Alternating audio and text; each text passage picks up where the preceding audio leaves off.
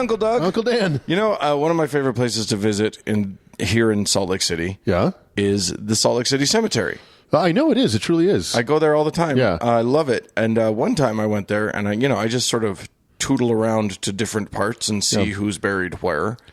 And I saw a gravestone for that had a whole bunch of like engraved brass, and I was like, I don't. What is that? And I went over, and it's the person that Uncle Mark is going to tell us about. Yeah. Well, and we should mention that cemetery, for those of our listeners who've never been to it or haven't been to Utah, is arrestingly beautiful. Yeah, truly beautiful cemetery. Yeah, nestled up into the foothills of the mountains. Mm-hmm. One time just last summer, I happened to be there when a migration of butterflies was coming through, and I just got to be surrounded by millions of butterflies. Very cool. That kind of shit just happens there. It's a magical place. It is. It is also the resting place of so many of Mormon history's goodies and baddies. Yes, indeed. But today, let's talk about one that I think is kind of a goodie, and I like this one. So yay! Yes, we're not well. Villains will be discussed, but the topic of our discussion today is actually not a villain, which is refreshing, I think. Yeah. So as you guys were alluding to, we've been around the big square block of Mormon history and all things Mormon generally many a time. But we can still be caught by surprise. And though I'm now much more knowledgeable about today's subject, I was caught off guard about it right here on this very show when our friend Bryce Blankenagel, amateur Mormon historian par excellence and host of the Deep Dive Mormon History podcast Naked Mormonism, mentioned her in episode 29. I was, of course, shocked, though by now we should find nothing in Mormon history shocking or conversely, everything in Mormon history shocking. Right. So I've read quite a bit, even touching on her myself in my review of the most excellent Mormon book, The Church and the Negro, in episode 87, which I recommend everybody read. So let us cut to the chase and dive into discussing the incredible life and peculiar circumstances of Jane Manning James, a true pioneer badass and a most remarkable woman who, even against crazy odds, refused to take no for an answer. So, born Jane Elizabeth Manning in May of 1813 in rural Connecticut, Jane was from a free black family long before the issue of slavery in America was, air quotes, resolved by a civil war and the Emancipation Proclamation. Editor's note, it really hasn't ever been resolved. But in 1813, it was still 50 years away from any attempt at resolution. Right. Young Jane was sent away to live with and naturally serve a white family, a period of 30 years about which little is known other than she was raised and baptized a Presbyterian by her host family and bore a son named Sylvester. Then one fateful day in 1842, two Mormon missionaries stopped by the home of the family Jane was living with, and for whatever reason her interest was piqued. Her Presbyterian minister forbade anyone from doing so, but Jane attended a Mormon service in the next Sunday and was baptized a week after that. And thus began the worst things that could happen to her. And let's all remember, there was no Google in those days. So. Yeah, that's right. Also, if you were a black woman in 1842, every choose-your-own-adventure ended badly. So that's true. This was one of the bad choices she was able to make. So, and it seems she was a pretty influential woman among her peers, so soon much of her family and acquaintances had joined up as well. So I want to take a quick second to talk about the idea of hopeful religion hopping, or the phenomenon of people jumping religions because one promises a slightly better benefits package than the last one. Doug, as a Mormon missionary in an impoverished country, you may know a bit about this, right? A bit of a connoisseur, you might say. Someone who encouraged people to make the leap. Yeah. By the time Doug baptized people, they were probably 10 religions in and had 10 more to go before they were finished, right? So this was common during Jane's time, and it's no less common now, especially where poverty is endemic. And aside from all the racism, we'll get there in a second, Mormonism did offer things to the beleaguered of the early 19th century America that most other religions didn't. And those were all the land out west a heart could plow, and the economic possibility that came with that, the democratization of priestly power and direct access to God and revelation, well, for men only, but still, and a sparkling utopian promise of health, wealth, and eternal life that was very attractive to denizens of the dismal slums and impoverished hollers of the old 13 colonies. Does it matter that the revelations and priesthood powers were things Jane couldn't have in the Western Mormon utopia?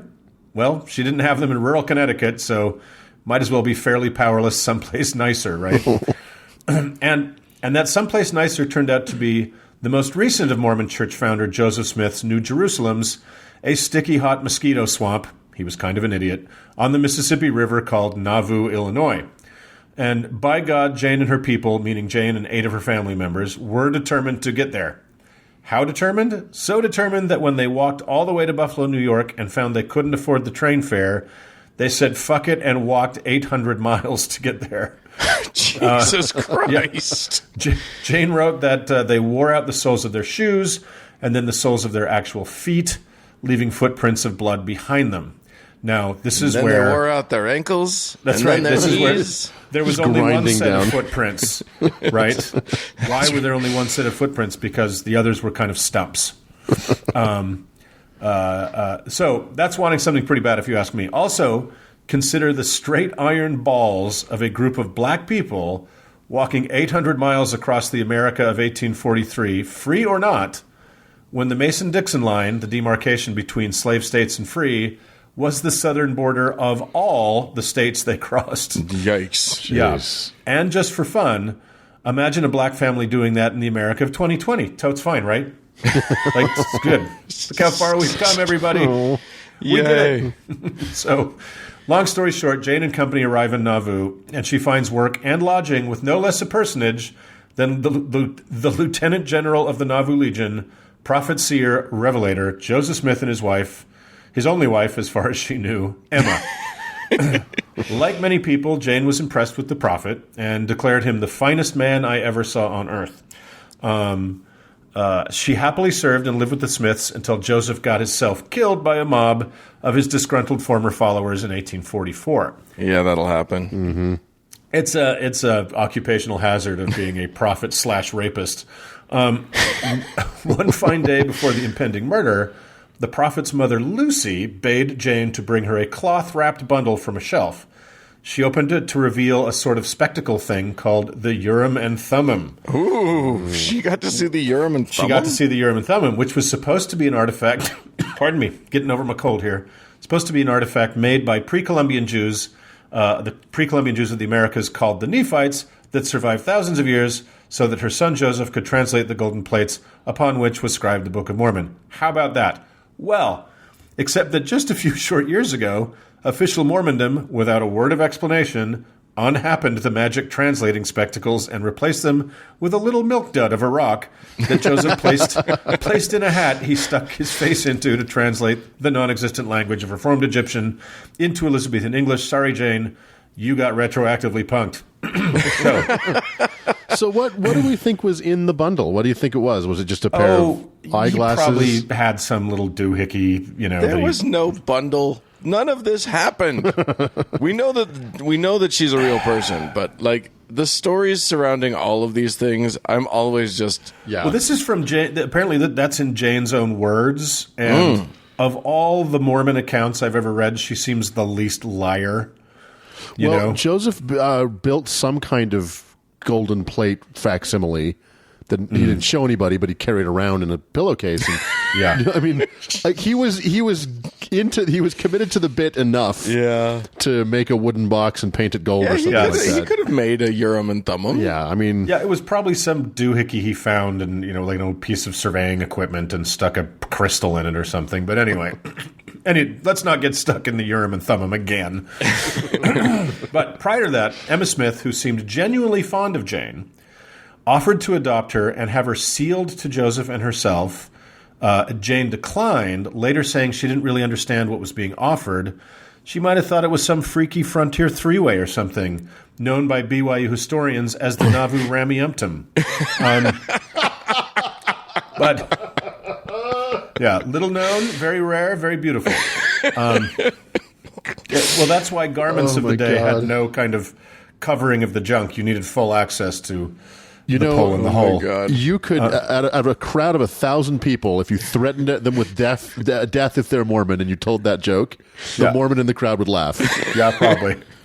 So, joking aside, for our never Mormon listeners, being sealed to a person means going through a ceremony in the very exclusive and secretive Mormon temples, where you are bound to that person for all the eternities as either a husband or a wife or other family member. Right. If you're a true believing Mormon, it's kind of a huge deal. If indeed Emma offered this to Jane, it speaks to a very unusual instance of top Mormon brass looking not only past the almost 100% universal racism of even the American North at the time, but also past the clearly spelled out doctrinal racism? That's nicer. It's a nicer word. Racism. The doctrinal racism of the church Emma's husband, Joseph, had so recently pulled out of his ass. Yeah. So, in short, and I'll make this very brief, what did the Mormonism of 1843, and truth be told, modern Mormonism, because this shit is all still on the books, think about people of African descent? Note, of course, we're all of African descent, some just more recently than others. So, in short, is a basic overview of Mormon race theory, which is mine, and here it is. In the beginning, Cain made an insufficient offering to the Lord shortly after his weird family got evicted from the Garden of Eden for a fruit-based misdemeanor fomented by a snake, whose whereabouts remain unknown. Abel's offering was better, so Cain committed the first murder with malice aforethought and then lied about it. With me so far, it gets weirder. According to early Mormon thinking, he did this because Lucifer had told him that it was Abel's seed through which Jesus Christ would be born, and neither of them wanted that. So Cain pre-crimed Abel to prevent Jesus from being born, which somehow happened anyway. Then Jesus' dad, in the form of the Jews, killed Jesus. Therefore, what the fuck is this hot mess of a stupid story anyway? But hold on, any would-be scriptural racists out there, we got to rewind a bit. Before God made Adam of mud and Eve of dirt and then remade her without explanation from Adam's rib, before all that, there was a war in heaven. It's true. So there were both good guys and bad guys, but the worstest guys just couldn't make up their minds and sat it out. So those neutral spirits got to be born as black people. Got it? So then, like I said, Cain and Abel, but wait, then there was the all-loving God killed everybody but a guy with a boat and his family, and two each of millions of carefully curated species. But as bad luck would have it, one of Noah's sons, Ham, had married a girl carrying the mark of Cain, meaning black, named Egyptus. Then his dad got drunk and naked, and Ham saw him, and so boom, obviously black people again. Then Ham and Egyptus left the family in shame and populated Africa, and their grandson became Pharaoh of the story of Exodus, described as, quote, first governor of Egypt, and critically to Mormons, Pharaoh was a real person named Ramses II, who was neither the first nor second governor of Egypt, but rather the third Pharaoh of the 19th dynasty. So as you can see, please do believe everything Mormons have to say about race and everything else. The math checks out. So, now that everybody understands that, back to our friend Jane Manic James. For whichever of the blizzard of reasons I just laid out, Jane was black. So, while she and her family, and a very few others, were on some level welcomed into the growing number of the westward bound saints, they were prevented by their premortal sin from gaining rank or holding the priesthood.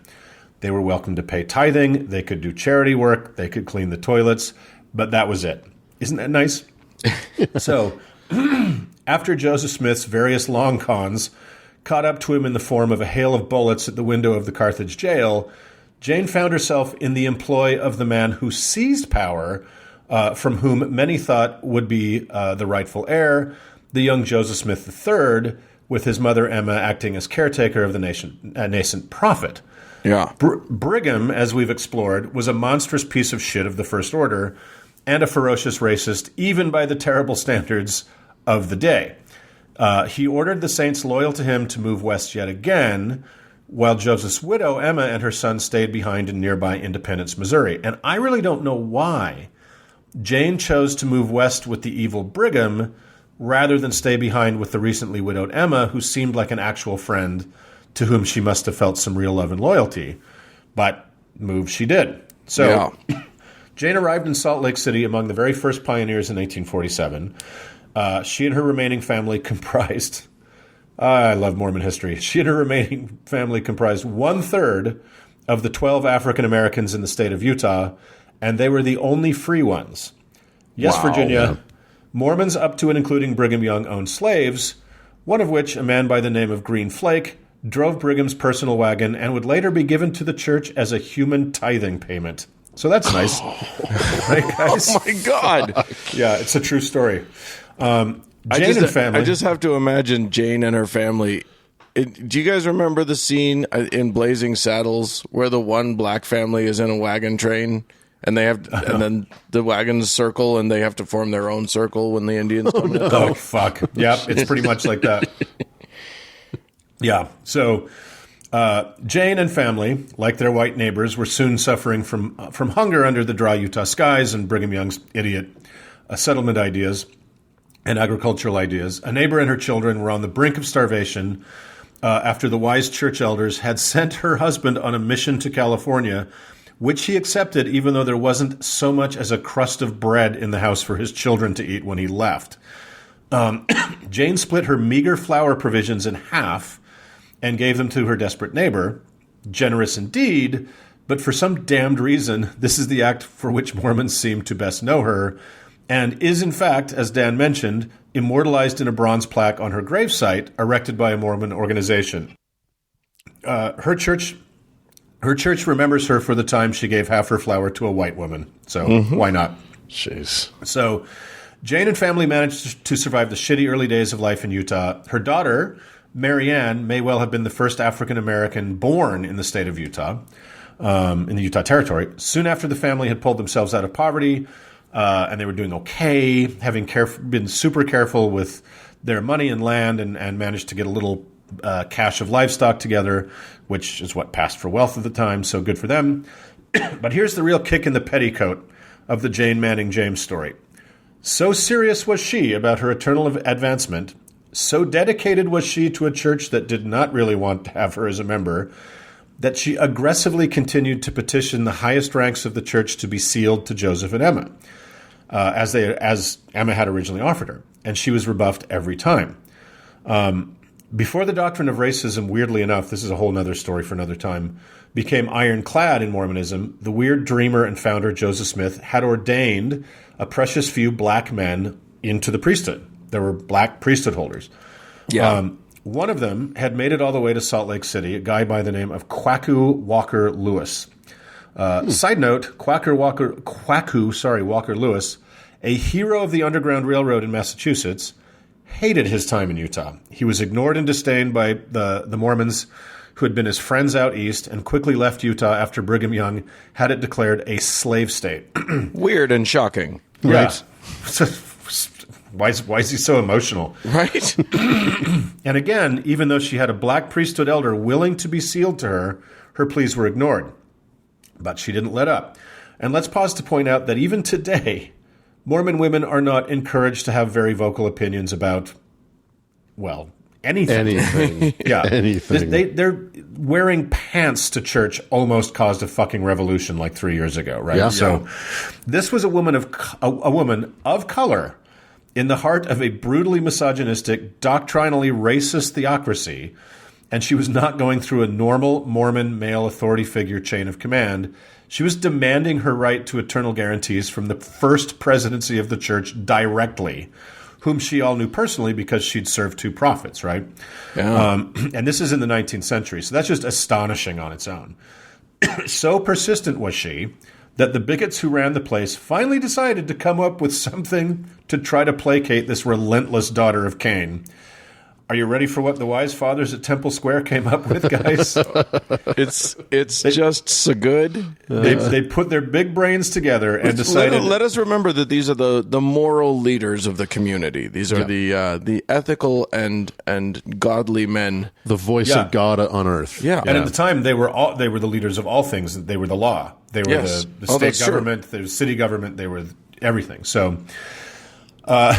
They decided that the faithful servant, Jane Manning James, could indeed be sealed to the very white and delightsome Joseph and Emma Smith for time and all eternity as a servant. Much like one of our patron heavens, Jane would get to live out forever folding towels and ironing sheets for white people, a fate death could not even spare her from. Oh, my God. So, hey, black folks interested in Mormonism, did I just close the deal for you? So, and if that wasn't amazing enough, Jane was unable to even attend her own, by proxy, permanent inservitizing ceremony in the temple because black. Oh, my God. Yes, of course. Why would they let her in? That would be ridiculous. It was Joseph Fielding Smith and his wife were the proxies for it. So it sounds like through this whole story, Joseph Fielding Smith spent years just trying to make this woman go away. Right. Yeah. And he failed. So right. I bet most Mormons didn't know heaven has a service entrance, but I'm sure they'll rest easier knowing it does. Yeah. So, oh my God. Jane died nearly a decade later in 1908, still petitioning the assholes at Temple Square for her full endowments and sealings because for some weird reason she wasn't really down with the arrangement they'd made for her. Weird. At her funeral, her nemesis, then Mormon prophet Joseph F. Smith, kept the church's record of getting everything totally, horribly, almost comically wrong by stating that in the resurrection, Jane Manning James would at last attain the longing of her soul and become a white and beautiful person. You didn't see that coming? Come on, Doug. You just aren't paying attention to this show. So in short, fuck him, fuck them, and fuck all that noise. But to conclude, take a minute to realize that none of us, and probably nobody listening to this, will ever be half the badass that formidable frontier woman Jane Manning James was. Yeah, if you care to, as Dan said, and he can tell you where it is, you can visit her grave in the Salt Lake City Cemetery, where she is honored for giving half her shit to a white lady, rather than driving the church elders half mad as they had to continually confront their own racism at her behest. And I have a feeling, fellas, even if Sister Jane managed to get into the celestial kingdom via the colored entrance, she ain't folding towels for a flock of teenage sister wives.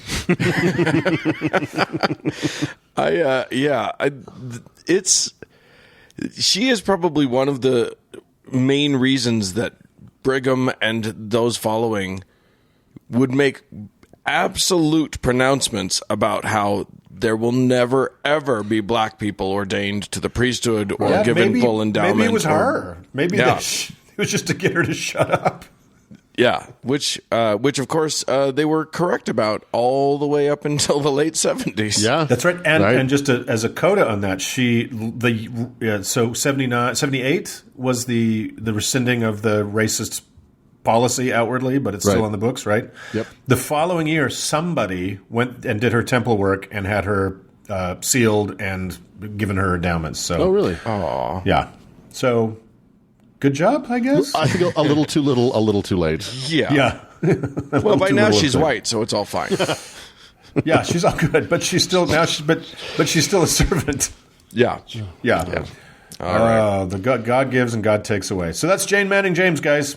All right. I'm sad and confused. Let's move on.